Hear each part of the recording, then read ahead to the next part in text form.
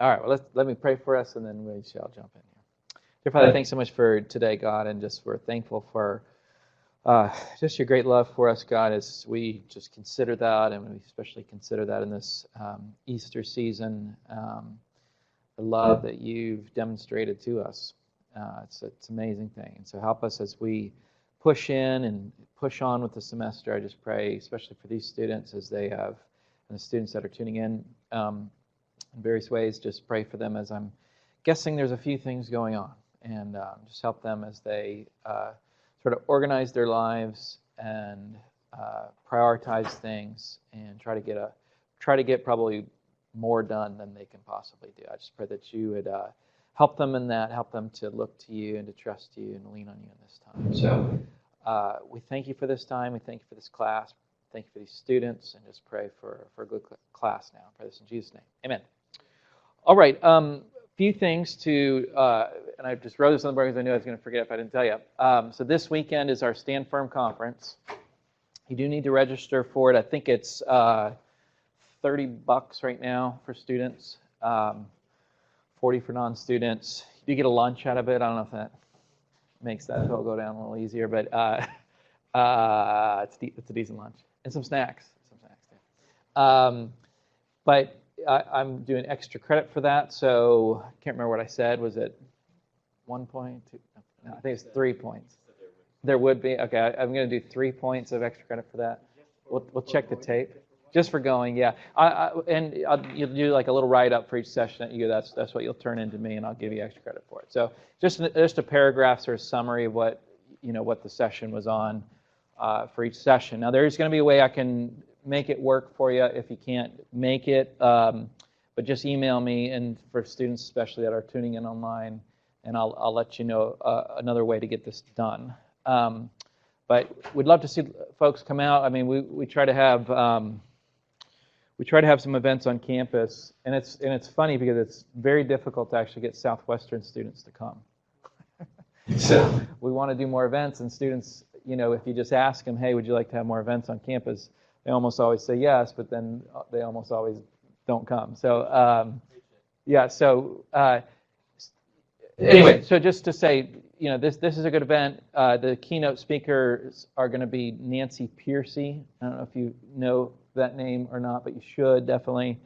She does a lot more on like kind of cultural engagement stuff. So her newest book is called Love Thy Body, and it's a lot on the sort of gender issues and those sorts of things. But she's a really important voice in our culture and things. She's a Houston Baptist professor at this point, as well as just a sort of scholar at large. But and then also Tim McGrew, who was here last year, and he's a dear friend of the department and just does really good work. If you're doing any kind of historical apologetics work, check out his library. I don't know the exact URL, but if you Google Timothy McGrew, and that's McGrew,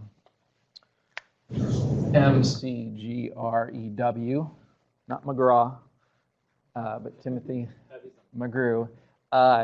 And if you put historical apologetics, he's got a library where they got tons of money to do it, where they put, research support to do it, to put online like thousands of works, and a lot of which have been kind of lost to history and things like that. So, but in any case, if you're doing any project on that, that would be a very helpful resource for you. But he'll be here doing some stuff on that, and then we've got a bunch of other breakout speakers and things. So, any questions on the Stand Firm conference or anything left out there? 3 extra credit points, final points. Not, that's nice. That's helpful. But anyway, yeah. We know that. All right. All right. So now we make a turn in the course to wherein we started out just trying to say something about apologetics in general, give some word on methodology and epistemology and all that. We looked at surveyed a variety of objections. Again, there's way more objections than what we looked at. And speaking of objections, you have an objection research paper that you want to be putting some real serious thought into. And here I just want to remind you, I'll say this probably a few more times, but this is probably as good a place as any to say this, just before we jump into this content. And I know this, I don't want to offend anybody, but an objection is where there's an objection made to Christianity. Probably like 50 to 70% of the time have students email me and say, I'd like to look at the objection of, is, the Bible reliable? But notice that's not an objection, right? An objection is going to always be a statement. It's not going to be a question. An objection is going to start. So if you could start your objection this way, you're probably in good shape. Christianity is false because...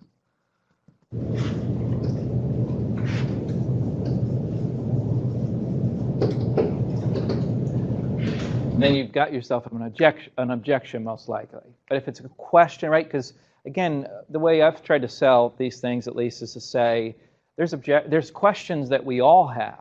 Even if we have fully given our lives to believe these things, we might still have some questions.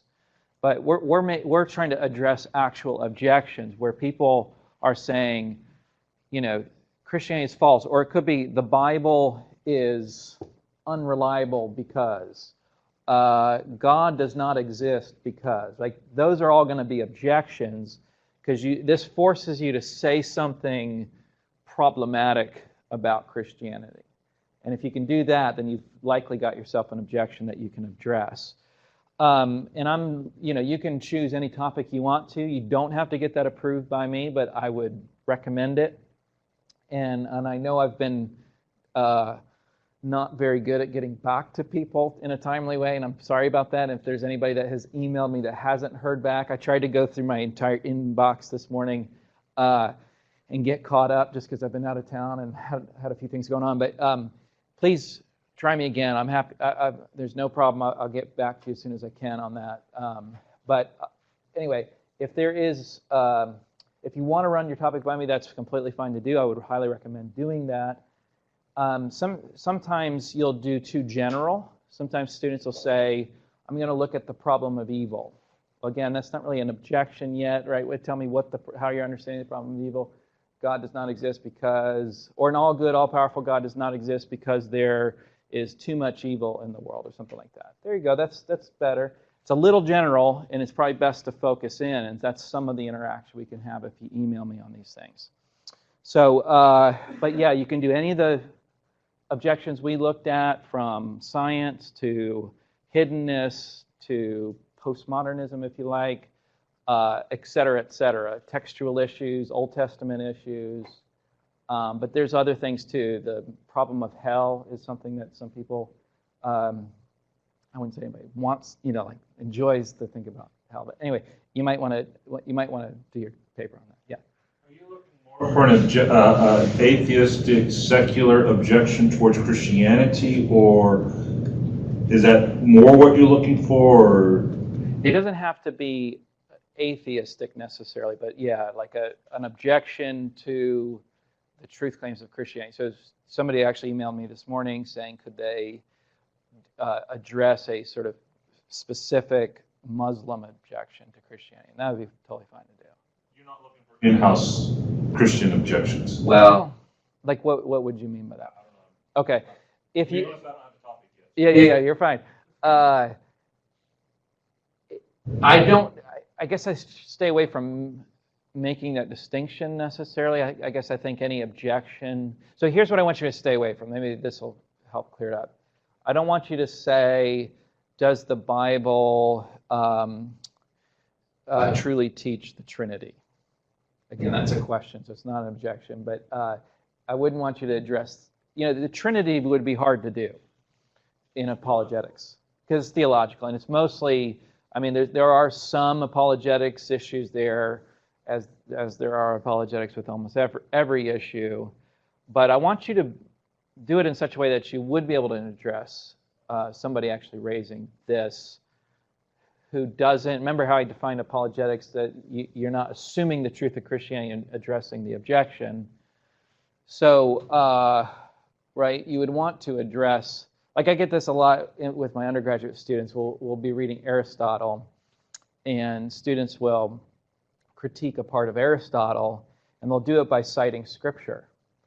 And that's fine, but I'm pretty sure Aristotle's not going to be convinced by that, right? So if you're critiquing Aristotle, then you don't want to cite things that Aristotle wouldn't agree with and so on. So in doing apologetics, yeah, it's going to be, so probably what you're asking is, the answer is yes. You want to stay away from just strictly theological topics or objections. And what I mean by that is where most of what we're going to do is going to be, working through biblical passages and things. It's totally fine to cite scripture, but in this sort of paper, we're not citing scripture as the authority that's going to solve all issues, so to speak, right? Because we're not assuming the truth of Christianity and addressing these things. And certainly you can have theology. Yes. Whereas like that word is not in the Bible. Critiquing the Bible for that, like that's more of like a systematic theology. That's right. And it would be more like, there are some apologetics issues there, and you could do those. I just think they're harder than you would think to do. I would stick with the more typical sorts of objections that we've talked about or you see in works of apologetics. That would be my suggestion. Though everything we're going to do in the second half of the class too, where we're going to now give reasons for God and reasons for Christianity, can be turned into an objection. So you can look at the objections to the resurrection, or we're going to talk about, like, say, the tuning of the universe as evidence for design and for God, basically. You could find objections within that to raise that against against Christianity, something like that. So it's not hard. You just want to make sure you cast it or frame it as an objection, which is going to have something like this. And again, it doesn't have to be those exact words, but this is going to force it into an objection format. So come see me. Yep. And you mean with the writing of these things? Yeah. Sometimes you start researching something, you don't think that there could be anything on your topic. Yeah. Some people try to be too ambitious and go a bunch of different ways. Yeah. Yeah. I was like, I did mine on resurrection. There's so many different things you could do. Yeah. I did 2 points. Yeah. And that was not. Yeah. Way more. And you'll often find that too, that there'll be kind of like 3 different objections that you kind of come across. Don't do all 3. You don't want this to sort of feel like a list. You want to. I'm looking more for depth on one issue than I am sort of like covering a bunch of different things, without the depth. But with them, like I'm just giving an example. Let's say a rejection of the transcendental argument. So the transcendental argument is false or illogical because of these reasons, and then interact with that. That's fine. Yeah. That's why I say I hesitate to say it this way, only because there's lots of different ways you can do it. But this sort of framing of it shows you the objection. It seems to me, at least, or shows you gives you the flavor of an objection. But yeah, even that would be something like that would be fine, or that the Kalam cosmological argument, has the following problem. Yeah, any of that kind of stuff. You bet. Any other questions? All right. Let me know. I'm happy to interact with you too. Oh yeah, this is the other thing I was going to say is, we've got a lot of the grade percentage points left to go. So if you're struggling, I've had a few people email me after the midterm and just say they're sort of struggling with where they're at and stuff like that.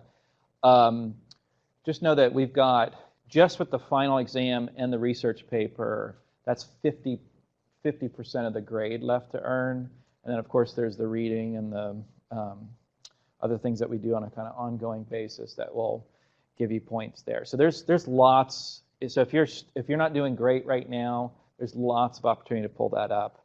And I always say, go all out on the paper, because that's something, as I thought about grade, so you can blow a test. It's hard to accidentally blow a paper, right? You usually blow a paper if you just don't work on it. But the paper is usually something that you could put the time in on it, go above and beyond the research requirements, and that sort of thing. Just really make it in good shape, get it into good shape. And you can talk with me about that. I'm happy to help get it there. And then we've got lots of other library resources and things on that, the Writing Center. And we got a lot of things that students just don't avail themselves of. Amen? Okay. All right.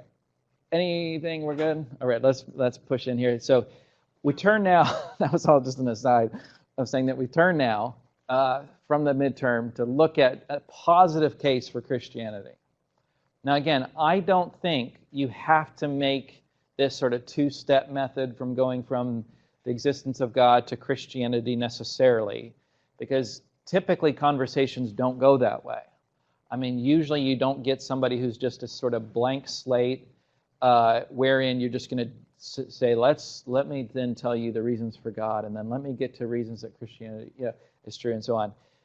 Typically, somebody's just at some place in the journey.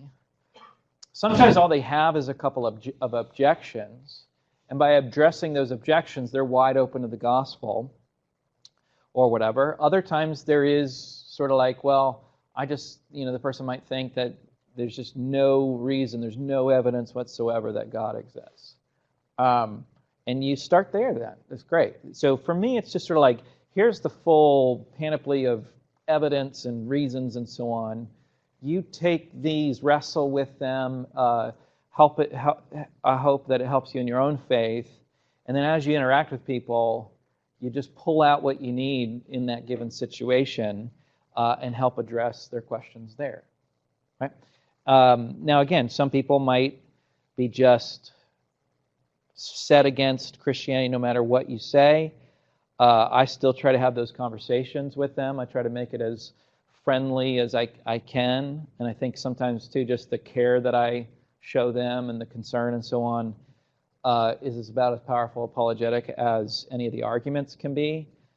But I also think sometimes it puts a sort of stone in their shoe or pebble in their shoe or whatever, where it's like they just keep thinking about it. Sort of like when you said, and it's sometimes the sort of offhand remark that you'll make. That's what's always so interesting. The thing that you think, okay, here's the zinger. This is going to really get them thinking about these things. That they don't. Bounces right off.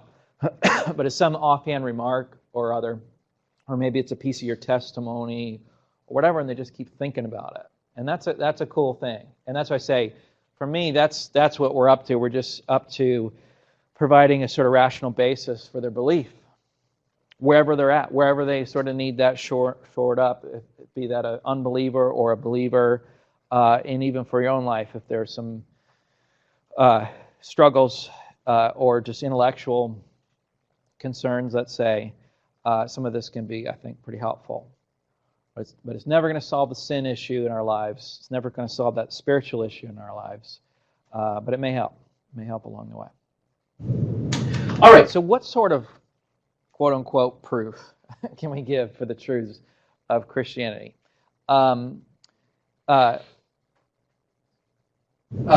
Sorry, and I think grammatically this is not going to be right here. I think I changed this without changing the bullet point. But so I think I used to ask, can we give proof? And the answer is no. If we mean by that undeniable proof, right? If we mean that we can argue someone to this stance that God exists, all issues solved. No, I just don't think we can. Not by argument's sake. Right, because we're going to give lots and lots of reasons. I think there are lots and lots of reasons to believe that God exists and that Christianity is true. But I just don't know that we can, give undeniable proof, certainly, because plenty of people deny it, so it seems like it's not undeniable. Now, can they do that rationally and so on? Well, I don't know. I think there are some objections people raise, problem of evil, problem of divine hiddenness, and so on, that I think does provide something of a rational basis. Can you guys see those? I'm sorry, that's a little small. But I think the hiddenness issue, the more I've thought about that, the more I think about that one probably more than any of the objections. I do think that's a really big issue for people, is that God feels hidden to them. And in a way, I think that's right, that God is hidden to them. Right? Their eyes have not been opened in a certain sense. And so does that make that person rational in being an atheist? Well, I don't know. I don't know how you judge all these issues. I think the evidence for God is very, very good. I think it's, I was going to say everywhere. I really do think it's everywhere in a sense. But it certainly is. We can give a variety of different kinds of evidences that shows that God exists. That makes it rational to believe that God exists. But I just don't think it's undeniable. Right? There's lots of angry atheists that are hurt by mostly Christians, right? People, or their parents in some ways have hurt them. And there's probably no amount of arguments that will ever get them to the place where they'll actually even consider it, right? And I think that person has certainly got that emotional side to it. But there are a few people that I know that are just thoughtful atheists, and they just really don't see the evidence for it. And so, anyway, that's the discussion that we're going to have. So on either end, we want to deny, or at least I would want to deny. I'm not saying what you need to deny necessarily, but a lot of us around here would deny what we would maybe call strong rationalism, where it requires something like undeniable proof, or fideism, the view that evidence and reason are somehow contrary to faith. Right? The more reason you have, the less faith you have, and the more faith you have, the less reason you have. They kind of have that inverse relation. I think both of those are deeply mistaken. Strong rationalism is mistaken because we don't have undeniable proof about almost anything. Right? And if that's your standard, then you won't be able to. You'll be a skeptic about almost everything, including the oncoming traffic as you're standing in the street. So, there's a way in which you don't live long. That's a strong rationalism. The fideist view, again, I just think is a mistaken view of faith. I think it is always rational to trust God. I think every instance in Scripture that we see somebody really going out on a limb, so to speak, to trust God, be it Abraham going up to sacrifice Isaac, or Peter, considering getting out of a perfectly good boat. I think they're both, those in every example in Scripture is going to be these instances of rational faith.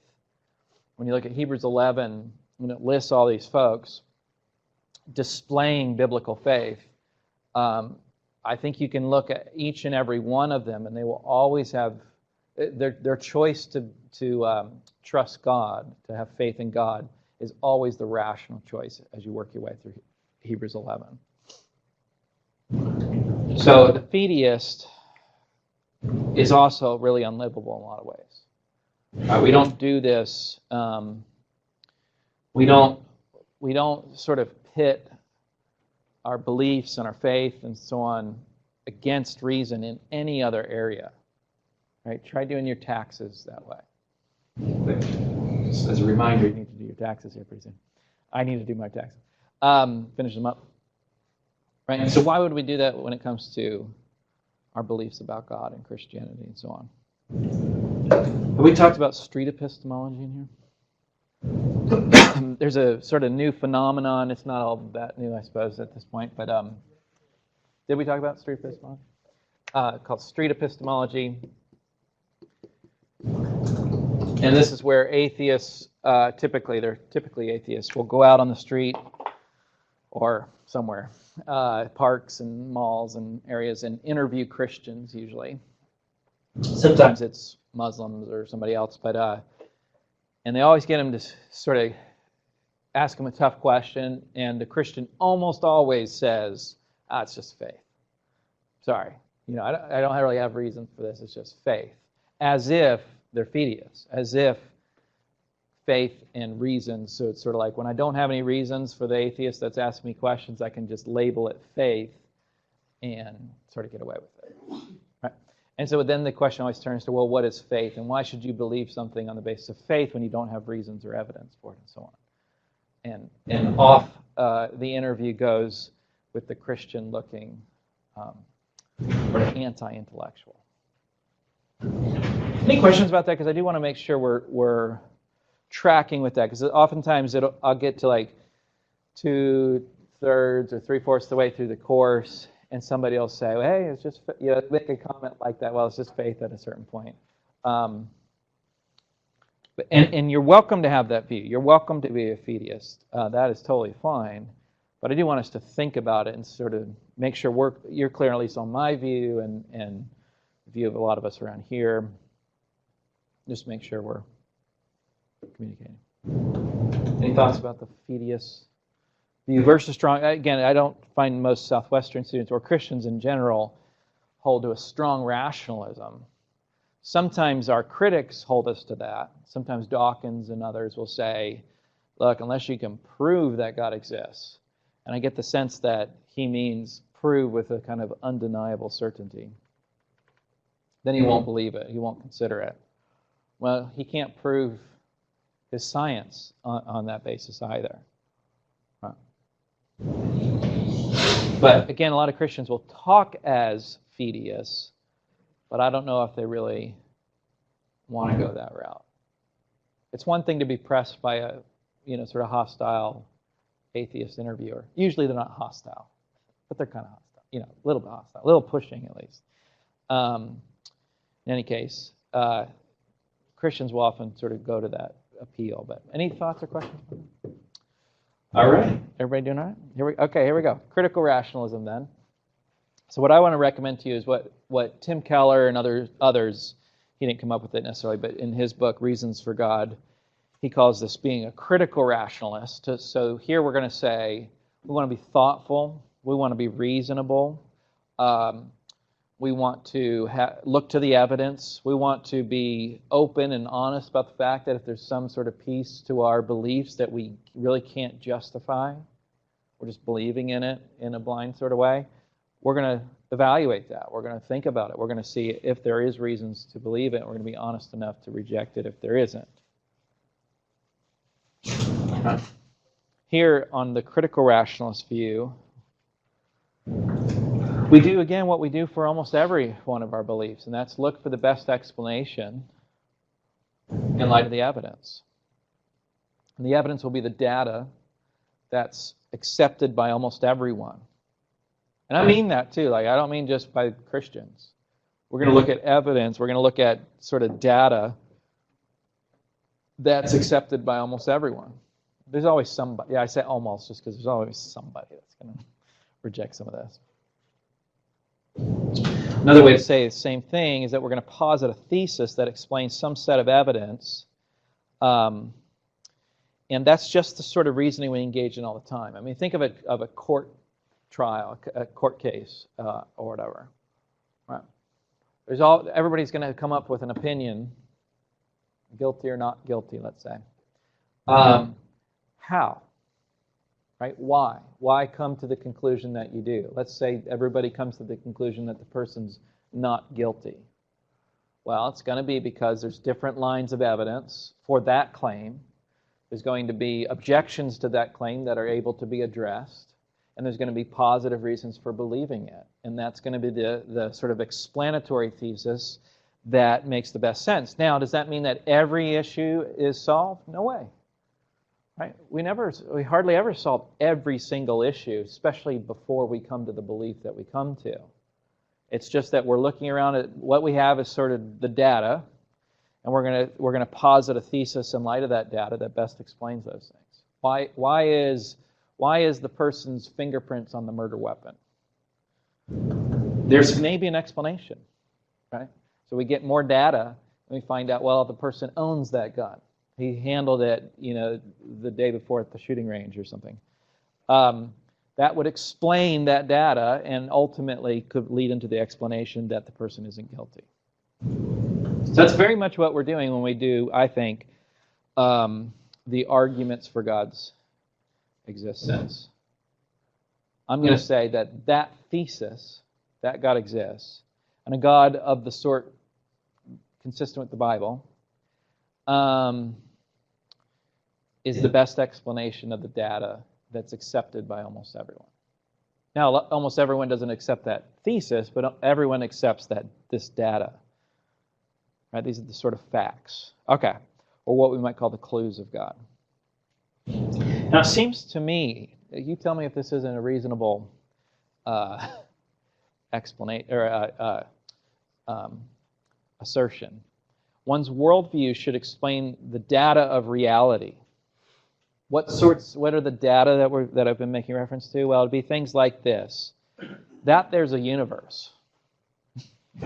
Shouldn't one's worldview explain that there's a universe rather than there being no universe, for example? That there was we'll just refer to the beginning of the universe as the Big Bang. Don't worry, that's not to commit you to any view that you're not comfortable with, I don't think. Ken Ham and others, if you're young Earth, refer to the Big Bang, and that's so. This, I'm not talking about the Big Bang theory necessarily. Again, if you have sympathies with that sort of view.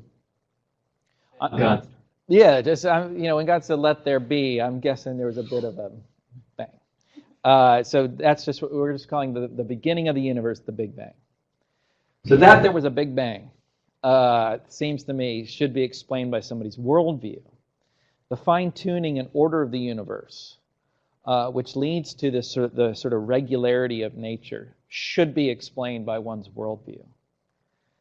That there are values such as beauty, which is probably the most denied value, but I'll talk about that in a minute. But morality seems hard to live without. Right? We give our lives to moral causes. Atheists do too. But your worldview, it seems to me, should explain why there are such things as moral facts, moral values. And everybody concedes, it seems to me, rationality, rational facts. But I even think that's best explained on a theistic picture. We're not going to talk too much about this issue, but one of the more recent discussions, and this could be a paper topic if anybody's interested, these issues of consciousness, the fact of consciousness.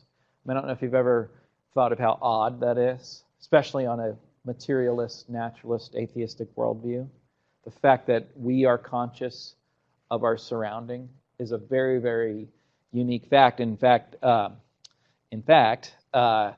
even atheists will call this the hard problem of consciousness, because why should brains, if that's all we are, brains and a nervous system with a body, be conscious of the world, be aware of the world, right? This desk presumably is not aware of the world. Why should gray matter provide for awareness? You see what I mean? That there is meaning and purpose, and really, et cetera, et cetera, et cetera. There's lots of facts of the world that we could mention that, again, I think is very hard to understand on atheism. It's very hard to understand if there is no God, but is perfectly plausible. I should say this, it's perfectly well explained if there is a God.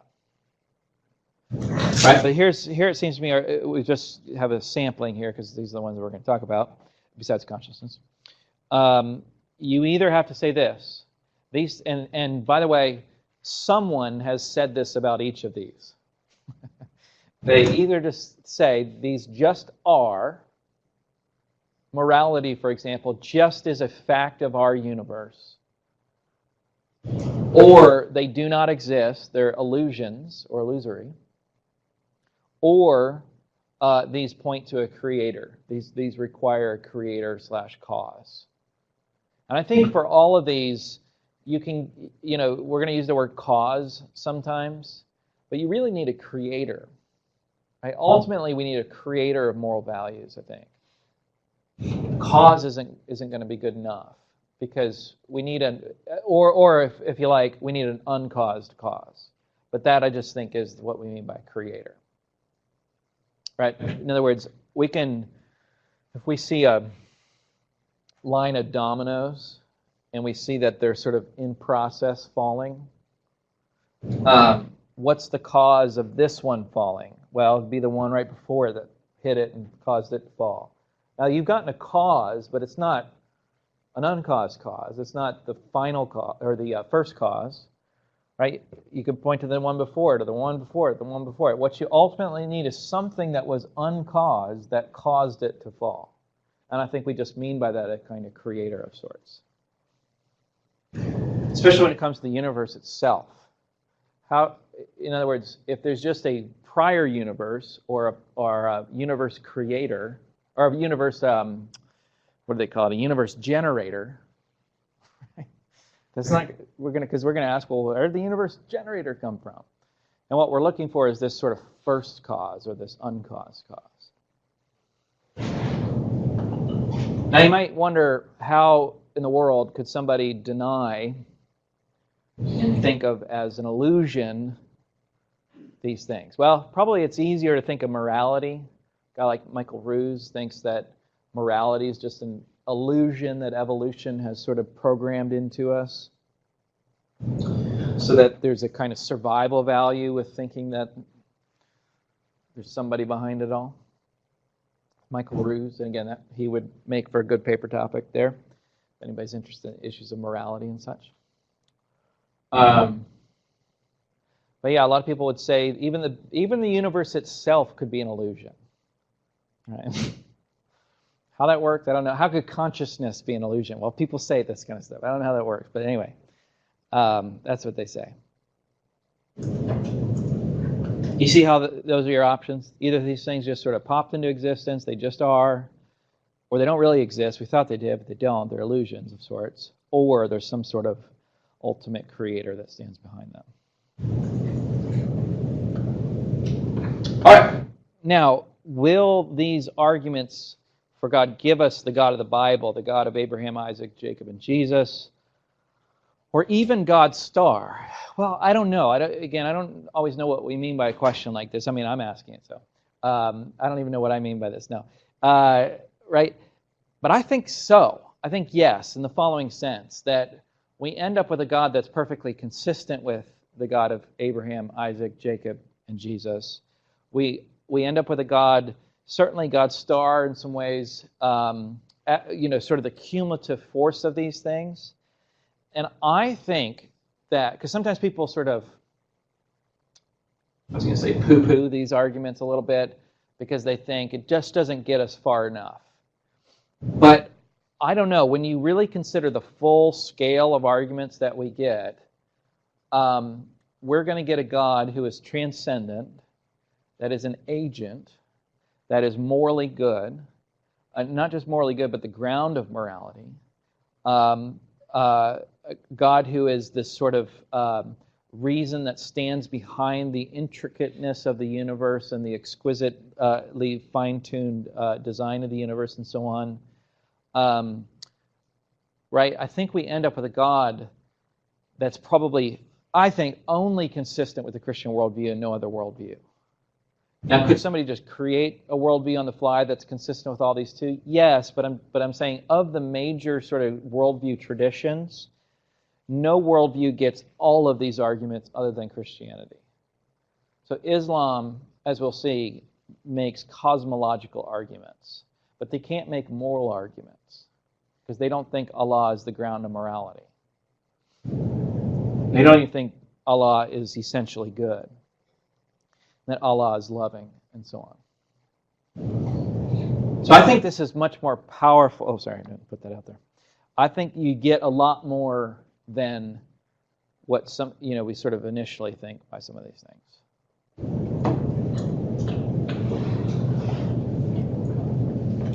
Okay, and then inevitably somebody's thinking, or this comes up in this sort of discussion. that? Aren't we just wasting our time because everybody already knows that God exists, according to Romans 1? My response is to say, well, one, even if everybody already knows that God exists, I don't think any of us would say that everyone knows that the God of Abraham, Isaac, Jacob, and Jesus exists, like we know everything about him. Maybe everybody has a sort of vague notion of God deep down or whatever, but usually people don't think, even the sort of like really strict sort of presuppositionalist folks, they don't think that people just automatically have this sort of well-defined Christian notion of God, in mind. Right. Do people deep down know that there's a God? I'd be fine if you think that. I think there's a sense where that's right. But the second thing I want to say is it's not very fruitful to tell people that, to sort of argue from that position, right? Where you say to Richard Dawkins or somebody, and you say, come on, deep down, deep down, you know that God exists. Don't you? Come on, deep down. It's just not going to go well, right? They're just not going to be flattered by that. I think it's far better to sort of just say, okay, well, what are your beliefs about God? Let's talk about that. What's your objections? Let me see if I can, right, and begin a dialogue that way. Again, it may not go anywhere, but that's all right. Sometimes just engaging in the conversation is powerful enough. So even if somebody has a vague notion of God deep down, it's not very well defined, typically, I don't think, at least. And moreover, I don't think this is a very fruitful strategy. Here's what I think Romans 1 is making reference to. And again, feel free to push back on this because I have a lot of students that disagree. So Romans 1:18 says this: "For the wrath of God is revealed from heaven against all ungodliness and unrighteousness of men who suppress the truth in unrighteousness." 19, "Because that which is known about God is evident within them. For God made it evident to them. For since the creation of the world, his invisible attributes, his eternal power and the divine nature have been clearly seen, being understood through what has been made, so that they are without excuse." Now notice he's saying it's evident, and in verse 20 it seems that he's explaining what's been evident, and that's that it can be seen in the world. His attributes can be seen in the world. So what that exactly means, well, there's lots of debate, but minimally it seems that we can sort of, as we see the world, we can see the fingerprints of God. We can see the, sort of attributes of God from the world alone. Well, that's what we're going to be doing. We're going to be giving arguments where we say, given this fact and this fact, this seems to show that there's a God. Right. But I think it's something stronger in Romans 1 too, in case you're thinking that's not all Romans 1 is saying. But my own view is to say that everyone has an awareness of God, though people suppress that awareness.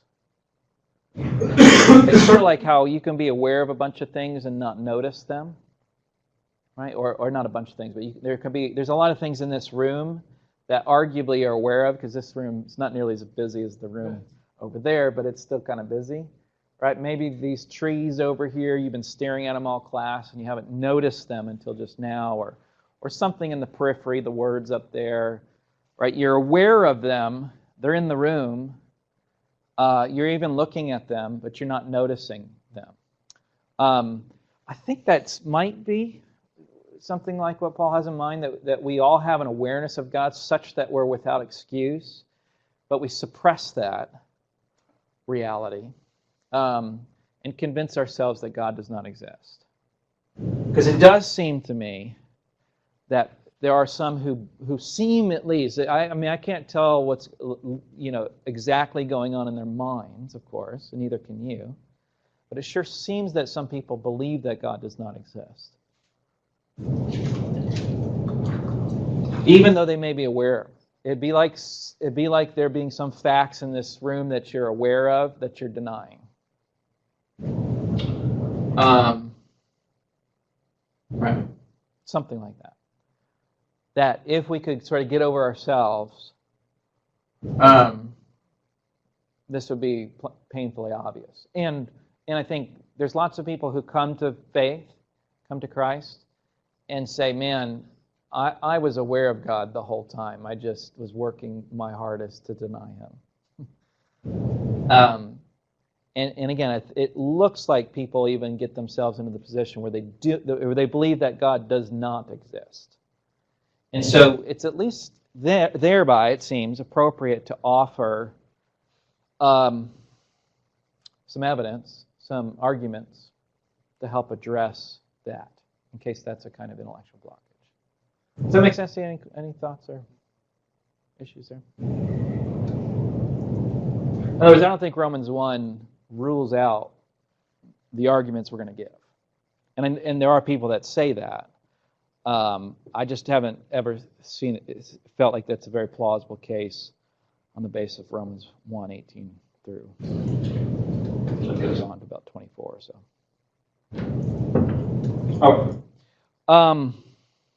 Now, I will say this, and this is part of the point, is that everyone in various ways lives like God exists. Right? I don't think I've ever seen anybody that truly lives like it doesn't matter at all. Everybody lives like they're going to be judged one day for their sins. For the most part. Now, there are moral monsters, there are sociopaths, there are people that lack any kind of moral compass and so on. I know that. But I'm just saying that's very atypical. Most people, Richard Dawkins lives like God exists. Right? He doesn't just punch people in the face when they get in his way. Or shoot them or whatever. He lives like it matters, like there's intrinsic value to human life. He'll even say these sorts of things. And then at the next second, deny that there's any such thing as morality and so on. It's sort of like the pacifist, right? The pacifist that, like, you try to steal their wallet, right, and they punch you in the face. There's other, right? They beat you down. And you say, "Hell, I thought you were a pacifist." You know, it's one of those things that it's easy to claim, but it's hard to really live consistently with that sort of view. It's hard to live as a consistent pacifist, it seems to me. I mean, in our day and time, maybe that's easier, but you know, in more hostile and violent times, you didn't meet many pacifists. They didn't last long. If they were going to live. You see what I mean? Right? And then you say, okay, well, does the person who's written books on pacifism that just beat you up for taking his wallet, does he believe that pacifism is true? Again, I don't know how to judge that. He's claiming it's true.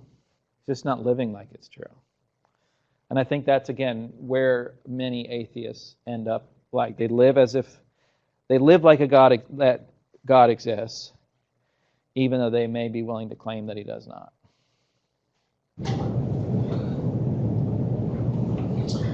All right.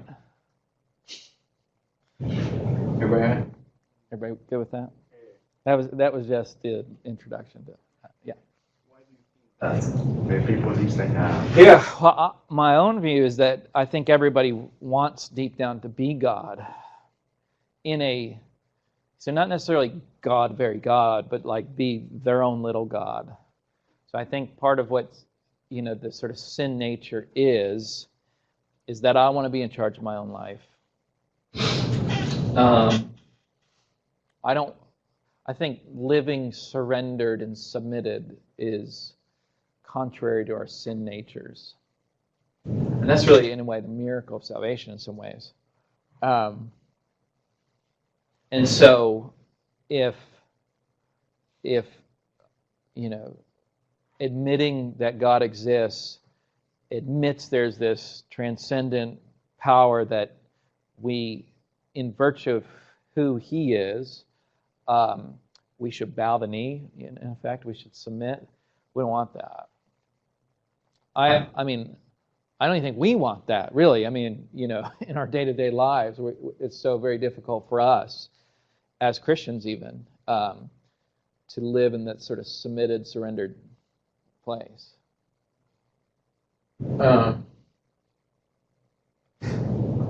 Yeah, that, again, it's sort of like we live inconsistently probably with our beliefs a lot. I mean, we probably all do to some degree or other.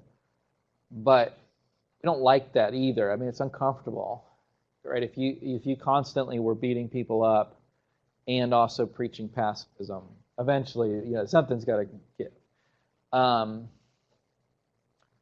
So oftentimes, I think the way to sort of live the life you want to live and how you want to live it, and so on, is to become an atheist. And there's really interesting studies about this too, of like what's led into atheism. And it very rarely is the evidence, honestly. Most of the time it's because of some hurt, or somebody did something, or abuse of some sort or other, or just neglect from a parent or whoever, and that they become they sort of become committed to atheists. They walk away from Christianity or some sort of theistic belief, and then they go get evidence. And then when you say, why are you an atheist? Well, because of all this evidence, when the real cause of it wasn't the evidence, it was the hurt. Right. That's why I say apologetics has limited value. I think it's got lots of value, but it's not the be-all, end-all. For sure. Does that help? Yeah. All right, well, let's look at this argument then. We'll get into the arguments.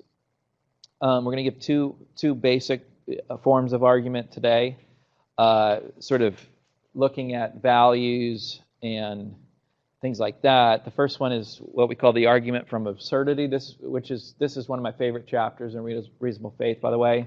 And I need to mention to you, so the way I was laying out the reading on Blackboard, I was doing it week by week, which was probably nice for some, because you just look at that, read everything that's there, and then you're good.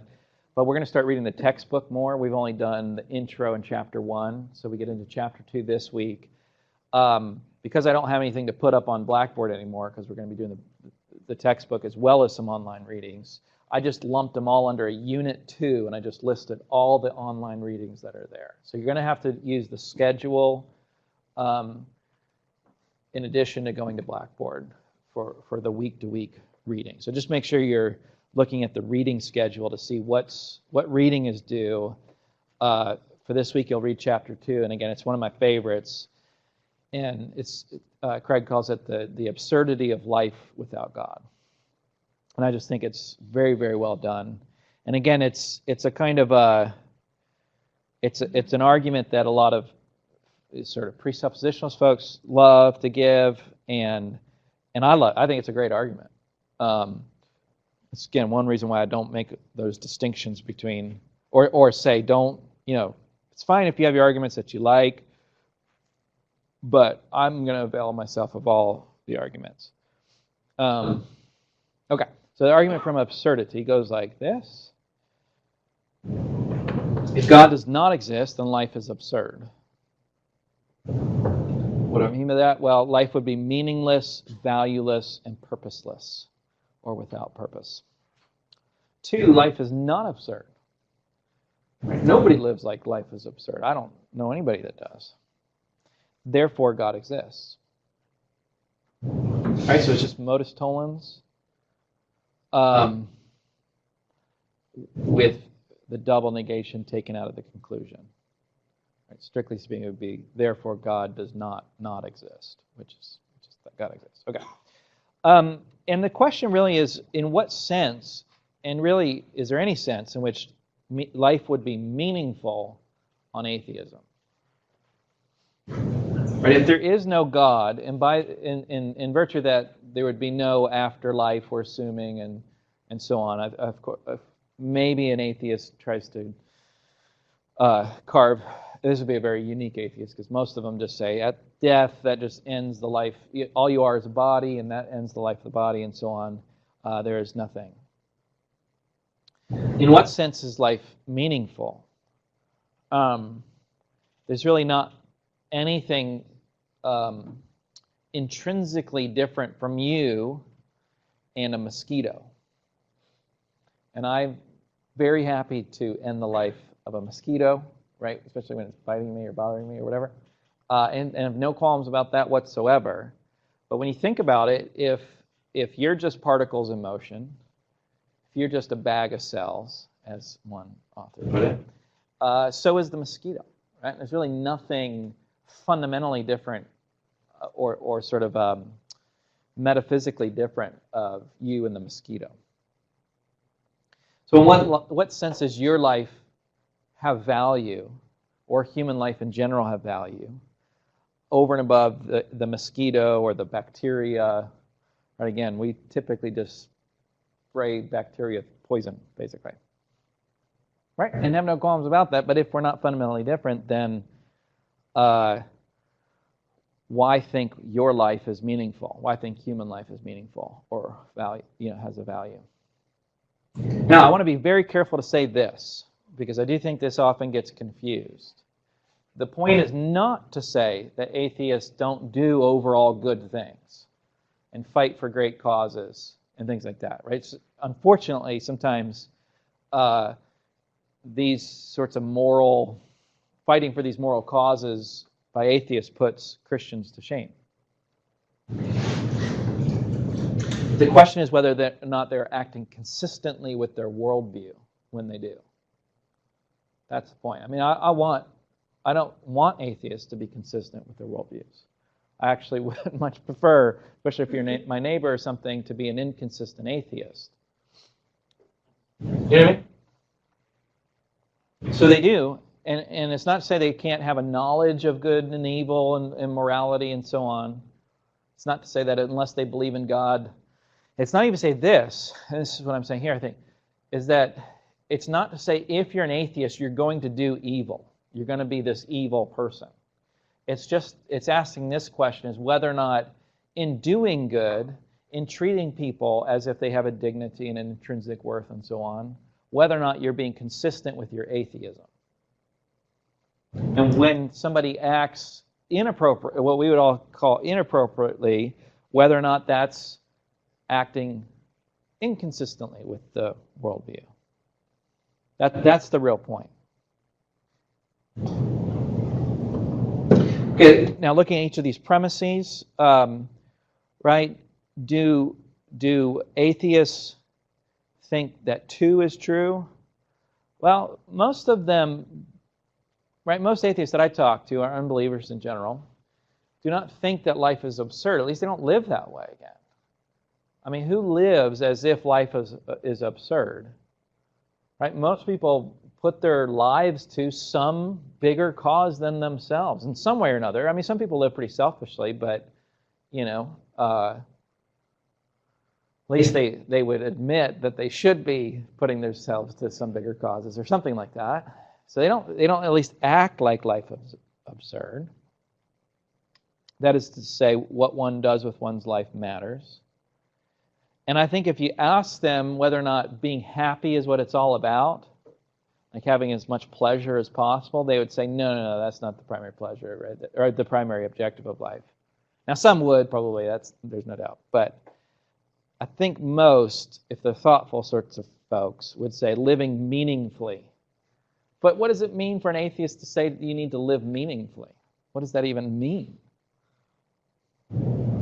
Because what they lack is that ultimate ground to say that this life over here is meaningful and this life is not. But how could they make that claim without there being a God? Are they saying the goal is to live meaningful like that? Yeah, I'm sort of like saying most people, if you just ask them, should you go after as much pleasure as possible? Most people would say no. They would say, no, you need to live meaningfully, invest in your kids, invest in the community, do these other things, and that's living a meaningful life.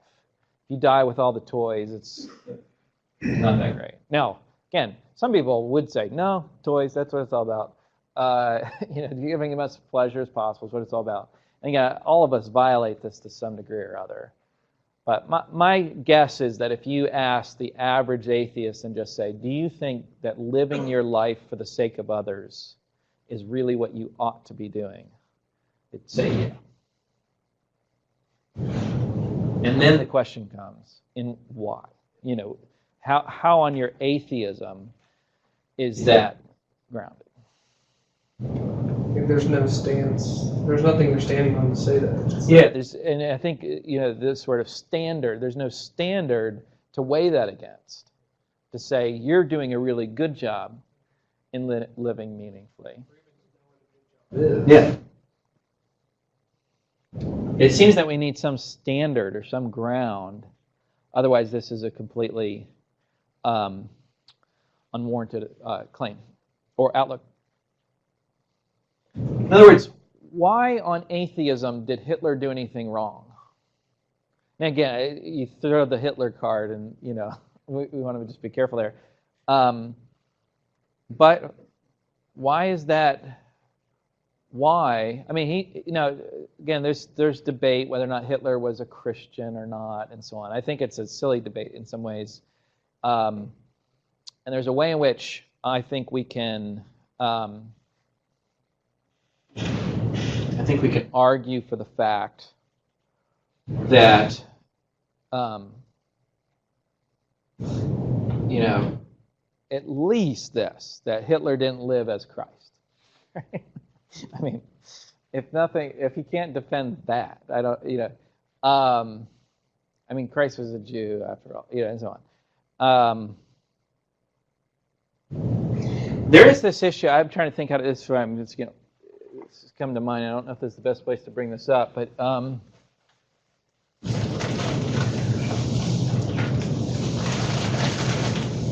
when we ask. From a fully evolutionary, atheistic worldview that is consistent, he did nothing morally wrong and was rational and consistent in what he did. Yeah. And there's ways in which he based his view more on evolution than he did on any kind of religious sentiment. Right? Because the idea was, the final solution was to bring the human race to this higher, you know, sort of stock, so to speak.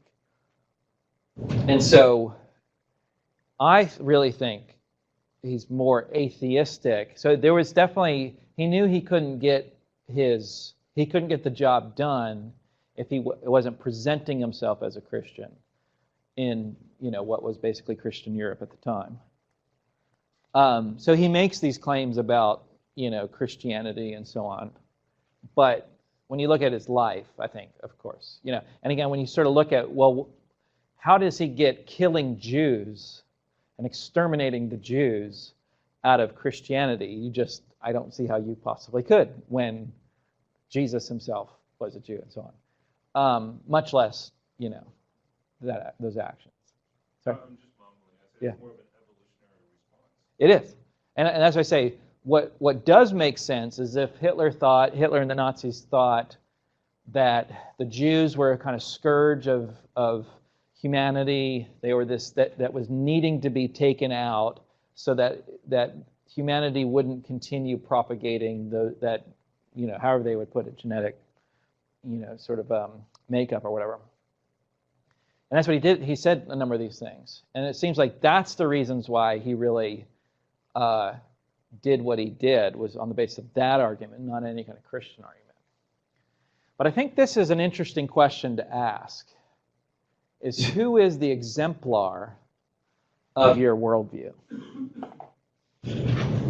Right? And we can ask whether or not that's a good thing. Right? So think of it this way. We can critique, I think, Islam this way. Sorry, my daughter's sick today. My wife said, keep on your phone. Okay. I think we can critique Islam this way, because if you look at who's the exemplar of Islam, it would of course be Muhammad. Morally speaking, how did Muhammad act? Now again, there's going to be debate about this and so on, but well, he killed a lot of people. He converted lots by the sword, and there's lots of other things we can mention there. So when we look at Islam and the violence that we see in Islam. We consider the sort of peaceful, maybe downtown Dallas imam compared to the Muslim terrorist who's acting more consistently with the worldview. In some ways the terrorist, even though, again, this doesn't go over well in talking to Muslims. But anyway, I think there's an argument to be made that that's the more consistent person with that worldview, with that exemplar. Okay, everybody? Again, you might disagree, but I think there's a case to be made. When you look at Christianity and you say, who's the exemplar there? Of course, Jesus. And is Jesus consistent with Hitler? Not even close.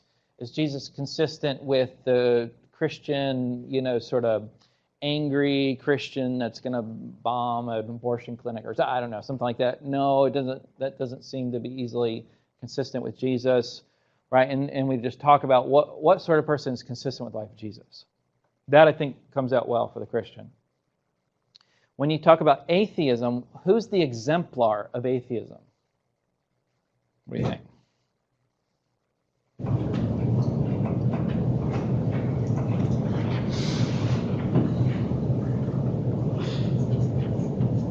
Who best lives out the ideals of atheism?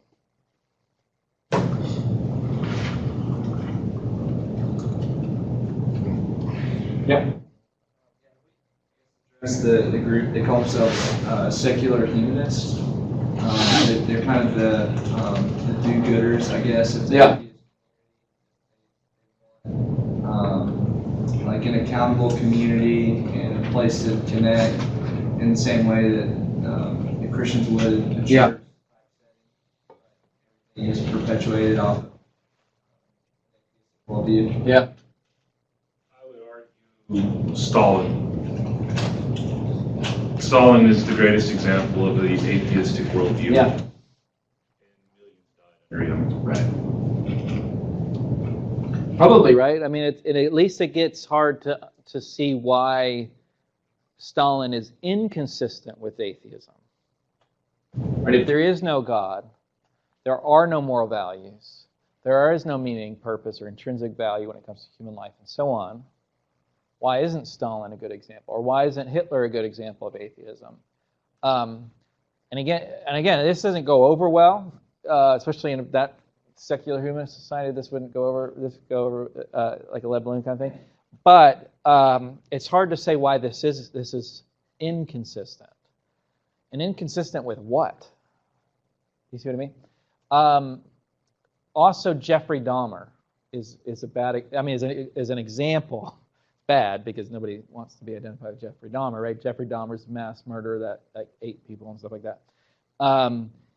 He became convinced, at least he says, on the basis of evolution, that in atheism, that there was no reason to live in accord with societal values and so on, and that set him on his trajectory to do what he did. Right? He didn't think there was a standard anymore, and he lived consistently with that. Again, this doesn't go over very well, but I think when we look at the argument, it's hard to see what somebody would contest here. Now, let me push on a little bit because we need to take a break too here in a few minutes, but. There are some ways that I do want to soften, or not soften this necessarily, but at least say what one might say, what an atheist might say in response. One thing that I think is not going to work, and that's to say, can a person create what's meaningful and valuable to them? In other words, could they say something like, living as a good neighbor is meaningful because I say it is? Something like that. Well, the problem there, again, is that if there's no outside standard, then value seems to make no real sense. In other words, if I say, well, the example I have here is the pet rock example. So if you have a pet rock and you say, this is the most valuable thing in the world, you can say that. And you can even do this. You can value that rock as infinitely valuable. You can value it. There's a difference of valuing something and something being valuable, truly having value. Does that make sense to you? We can not value, say, a diamond or something like that, and just think it's no big deal and chuck it in the garbage. But that doesn't mean that it has no value at all, right? It has value because it's part of a broader economic system. That's the outside standard, in a sense, that places value on diamonds or dollar bills, right? Dollar bills especially. There's nothing like intrinsically valuable about a dollar bill, because we could make any sort of thing our dollar bill. We can make rocks our dollar bill or something. But insofar as there is an economic system around that serves as the outside standard. Now, again, that's a different sense of value than the sense that I mean you're valuable and I'm valuable and all human life is valuable. Ultimately, that's intrinsic value, and I think that's value grounded in the fact that we're created in the image of God. But the point is that you can't create your own value, even though you can value things. This could be my favorite coffee mug. It's one of them. But that doesn't give it thereby objective value, because there's got to be some standard outside of my valuing it that makes it valuable. When you think about this question, can one be wrong about what they value? Can you value the wrong sorts of things? If you say yes, which seems very plausible to say yes, there's some outside standard by which you're sort of measuring your value judgments against. If you can't be wrong about your value judgments, then they don't seem to be true and genuine value judgments. Does that make sense to you? I can say anything I want is meaningful. I can live that way. I can have value judgments. But that's not solving the problem here. Because the reality is, all atheists, as far as I'm aware, people that I'm aware, do live as if there are values and meaning and so on. They're valuing things. But the problem is that doesn't seem to be consistent with their worldview. There seems to be no standard that makes their value judgments meaningful. So if one can't be wrong about their value judgments, then I think there's something wrong with that system.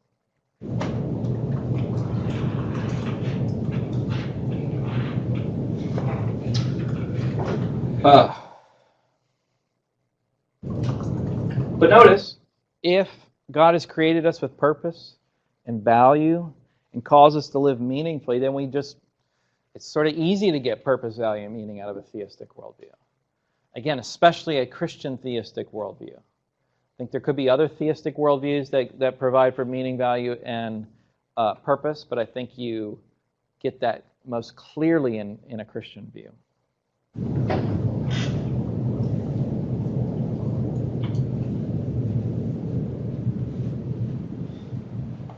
However, if we evolve from the slime,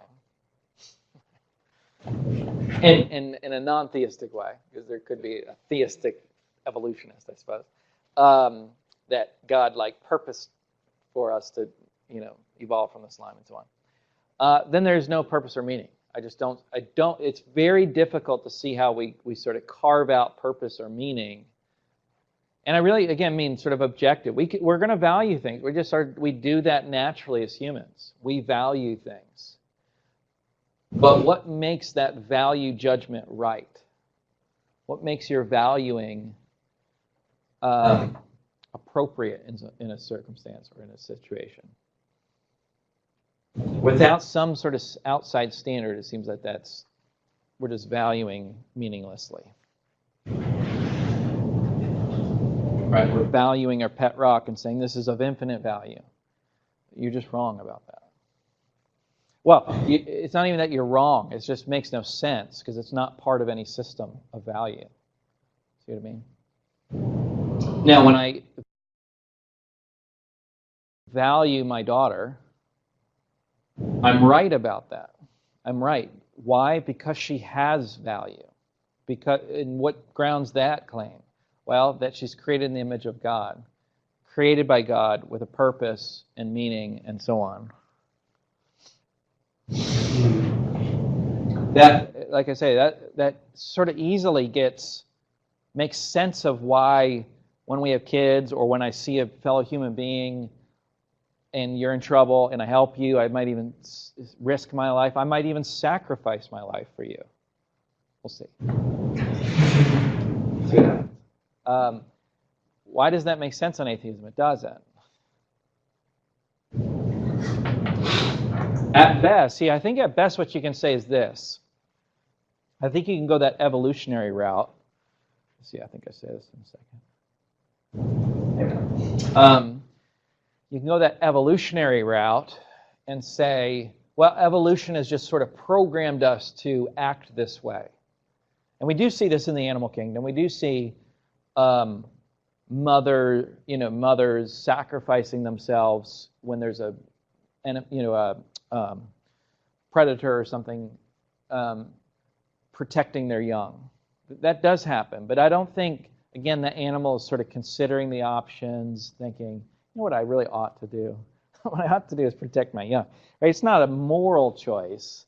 It's just programmed into them to act that way. And it does help propagate the species. But that's, notice, to deny purpose, meaning, and value, which according to the argument is to deny premise 2. But nobody lives that way. That's the point.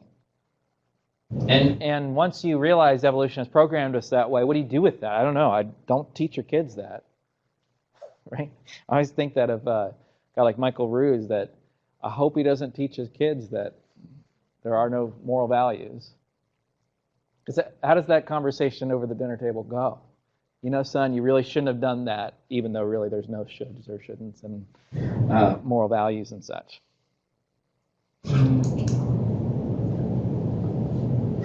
So we end up saying, if atheists, this is from Bill Craig, if atheists live consistently, they will not be happy.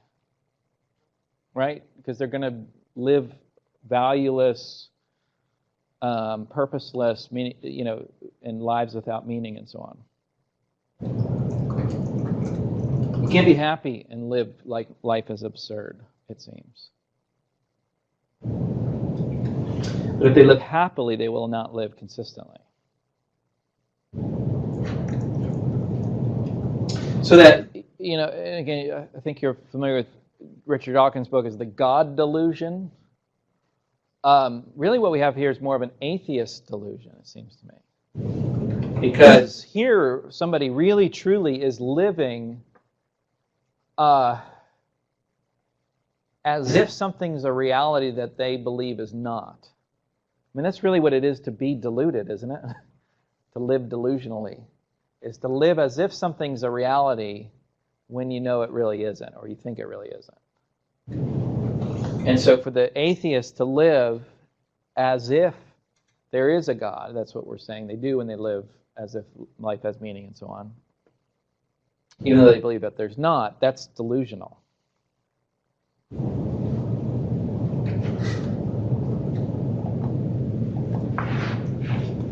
Wouldn't atheists say something like, well, I mean, in the culture that I live in, if I behave in certain ways that you might say are moral, they socially benefit me. Yeah. Yeah, there is a kind of evolutionary argument that way that says these practices have sort of like made for a better species, made for survival value and things like that. So that, yeah, you can live like Jeffrey Dahmer, but you're going to end up where Jeffrey Dahmer, ended up, which is also, I think he was executed. Was he executed or life in prison? Or what's that? He was in prison, but I think he died. He died in prison. Yeah. Yeah. Okay. Who's they? No. The prisoners. The prisoners, the other prisoners. Okay. And who wants to end up there? And so you should live to sort of get along. But I think where that falls apart is that typically we live. Again, we all mess up. So I'm not arguing for any. I'm not making a theological point now. Let me say it that way. But we all, we don't lie as much as we could, and we don't steal as much as we could, and even when we can get away with it, you know what I mean? Like we still seem to live overall pretty moral lives, and so does the atheist. And I think it doesn't seem to be driven by just a societal getting ahead. We'll do things in these sort of anonymous ways or these altruistic ways and so on, where we would benefit greatly if we didn't, we sacrifice, in other words, for people. And we think that's right to do that. We think deep down we did the right thing. Now, somebody could say, no, I don't do that. That's fine. That's to say you're living more consistently. But the moment somebody sort of like could get away with something or lives morally or gives themselves to some moral cause. I mean, take, for example, there's somebody that devotes themselves to some moral cause where they're going to live with less money and, benefit and so on, versus somebody that goes after, sort of the Wall Street wealth and, taking advantage of people and so on and so forth. I think, it's not very popular to go Wall Street. Though you get everything, all the pleasures you could possibly want and things like that. Why don't we see atheists celebrating that? Because they're living within the law, usually. Living within the laws, getting ahead, and so on. But nobody celebrates that. In fact, people tend to critique that and celebrate the person who has done these, kind of given themselves to moral causes. I think, again, that betrays that we don't think that that's meaningless. Right? Or Hitler. Hitler didn't do anything illegal. Right? He just created the laws that allowed him to do what he did. He did something immoral. Horrifically immoral. And that's almost everybody believes that. I hate to have to add almost, but almost everybody believes that, right? And if that's right, that betrays this deeper sense of morality and moral value and things like that. Right? That we think that there's a difference, there's a moral difference between, the saint and the saint that lives without and the person that just sort of tramples on people to get ahead, even if legally. So I think that's where they're, if somebody's willing to concede and say, yeah, that person does, they live a very great life, that Wall Street, sort of shark person.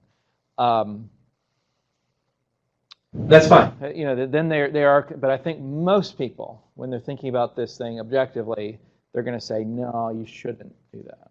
Where does that shouldn't come into it? How do you place Richard Dawkins' cannibalism tweet in all of this? What was his cannibalism tweet?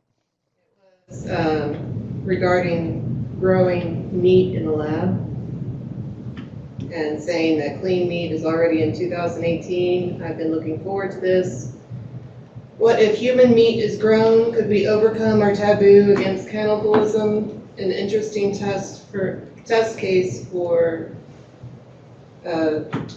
morality versus absolutism. Yeah.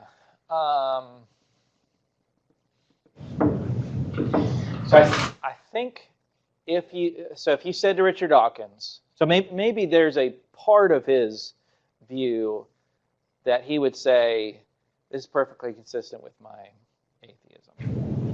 But if he said, okay, here's what I think we'll do then. We'll just have lots and lots of kids. We'll harvest their meat and solve world hunger. I think he would quickly say, no, that's not okay. You know what I mean? So it's like, the argument is powerful because it's not to say whether or not you have one piece of, the sort of like one action that's consistent with your worldview, then you're okay. No, it's got to be that really your actions in general are consistent with your worldview. Kind of your moral outlook. Is that consistent with your worldview? So long as there are